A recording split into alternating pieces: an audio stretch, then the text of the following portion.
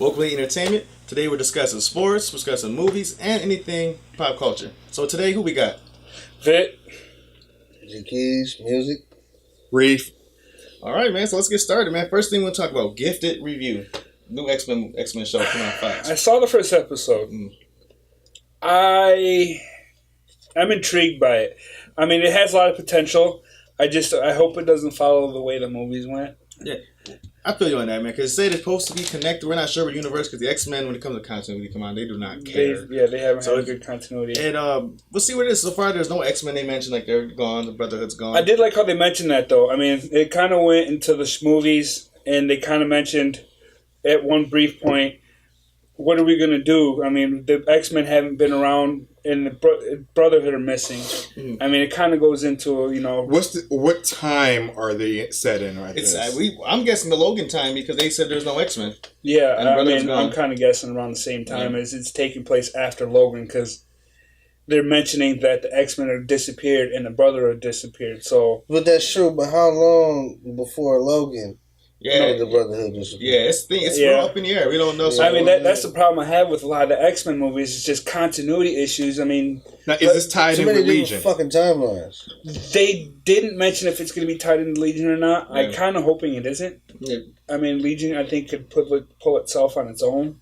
I think if you do it, I mean, kind of do like how I guess I've recently heard that they're doing the Walking Dead, Fear the Walking Dead crossover. The same thing. I mean, with that, like, there's such a time gap. Right? Yeah, that's one thing I'm having an issue with. That is just the time gap. And then they're also set so differently as far as geography goes. Yeah, you got one in California and Mexico, and the other from Atlanta to Virginia. Right.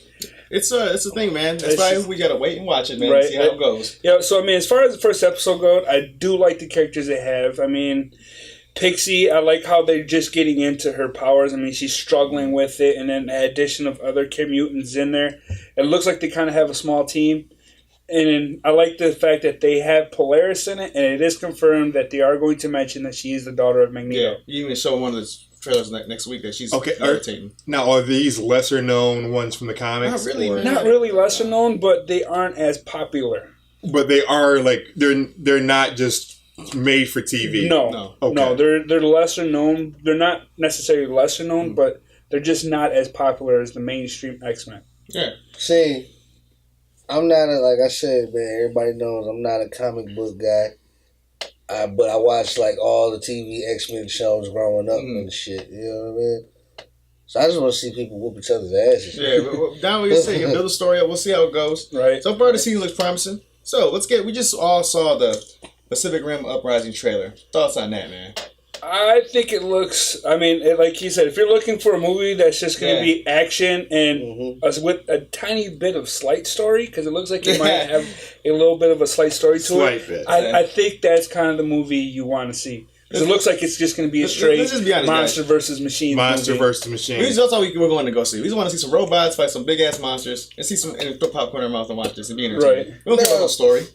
It's like, see, I'm different, man. I like my shit to be funny.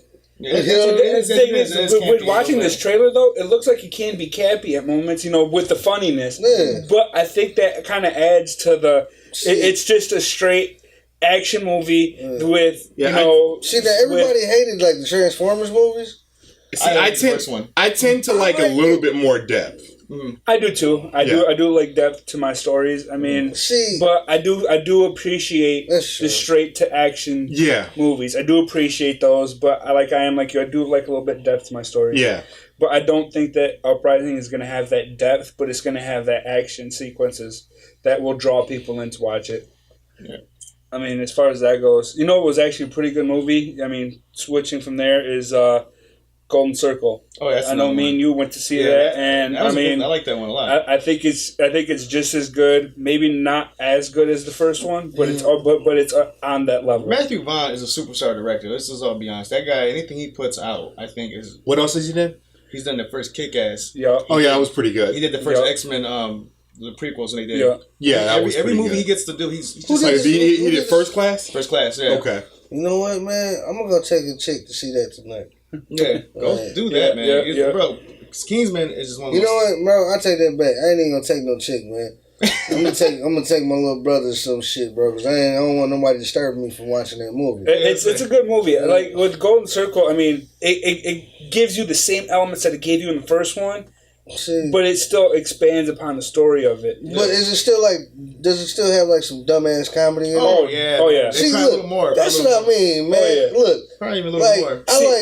I'm old. I mean, I'm old. I'm young, man. But I like dick and fart jokes, bro. Let's be honest. I'm a dude, man.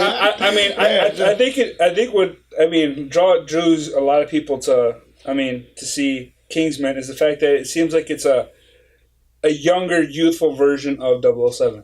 That's true. But it's also for older cats, like, man, bro. First, I was watching Kingsman the other day with my grandpa. Mm. You know, we're just sitting there, me and him are sitting there both laughing our asses off. Yeah. While I'm like, damn, that shit's crazy. Mm. But damn, that happened. And next thing you know, he's talking about, well, you know what he told the princess and the thing. Yeah. You know what I mean? Spoiler alert. Can't tell. To switch topics a little bit, to get back to trailers.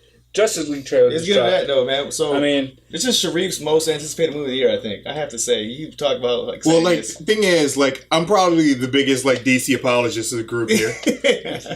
But to be honest with you, this trailer didn't really do too much for me. I agree with you on that. It doesn't draw me into the movie like the first trailer did. It's just throwing too many people in at one time without having the backstories like Marvel did. That's the problem. DC, I think. And thing is, another thing with even though Joss Whedon came in, he only did reshoots. Like, at the end of the day, this is still a Zack Snyder movie. Mm-hmm. Yeah, and you know how I feel about Zack Snyder. Zack Snyder doesn't bring in story and depth. That's why when you guys like Man of Steel, I didn't like it too much because I felt like it lacked a lot of depth in that film. Oh, we talked about it. I said, well, I think Ben Affleck's bringing on a writer from one of his other films he did, Gone Girl. So I'm like, this should be all kind of thing. Yeah. And you told me, we talked about before Batman v Superman came out. You were like, I'm worried because Zack Snyder. I'm not worried about Ben Affleck being Batman. He's gonna crush it. Ben Affleck has been dope for a few years now. I was he been redeemed himself. Yeah. So he come in and then when you text me, he said, I was entertained, but there was some. And I saw him bro, he was right. Zack Snyder totally messed that film up. I feel like just this trailer, it didn't do anything to draw me into it. If this was the first trailer I seen for this movie, it didn't really make me want to go see it. Superman bores the hell out of me. Anything that's got something to do with Superman bores the shit out of me. I just think they don't need this trailer. We've seen enough. You know why, though, man? It's because, the thing about Superman, bro, is you never have a good villain. Yeah. In the comic books or whatever the hell, man, you can argue that he's got all right villains and whatnot. Batman's got the best villain. Batman's got the best villain. I don't even like Batman like that. Right? I'm the same way. Now, yeah. Joker. Exactly. Yeah, he's got the Joker, he's got Bane. Yep. Scarecrow. Bane's cool, man, but Bane's just a roided up jack. I hate to jump from DC to Marvel, but, speaking on, low budget and seemingly low standards for shows. Getting Inhumans in. Inhumans. Okay. I've watched the first 3 episodes, and, it's got a ton of potential. Oh, I think a lot of potential. It has a ton of potential. The problem is, it is way too cheaply done, and the storyline, it doesn't make me feel sympathy for what the Inhuman royal family is going through. See, I'm actually rooting for Maximus. I have a hard time watching network TV, comic book shows, because they can only go so far. Right. Yeah. You're not going to see, the blood, and all that you see on Daredevil. Yeah, where the Punisher fucking shit up. Yeah, and then you got, there's more episodes, too. So you're going to see more filler. And how many episodes are you going to be this season? It's only 8, so it should be at least tight story. Okay, so this one's going to be a tight story. Okay. So I think so far, man, I think the actors are good. They're dealing with some script issues. You can see some of the line delivery is good, but they're given dialogue which is very dry. That'll be a no for me, dog. Yeah, a no for Gabe. But I think I'm going to go no too on this one. That's another no. I have to agree. I'm right here. I'm gonna get right here. I'm right here. Hey man, you be giving everything a chance, dog. I gotta give it a chance. I'm pissing on this show. I just wanted to hope they lost me. I don't care. I know you guys are gonna say, yeah, but it's part of of the comic side.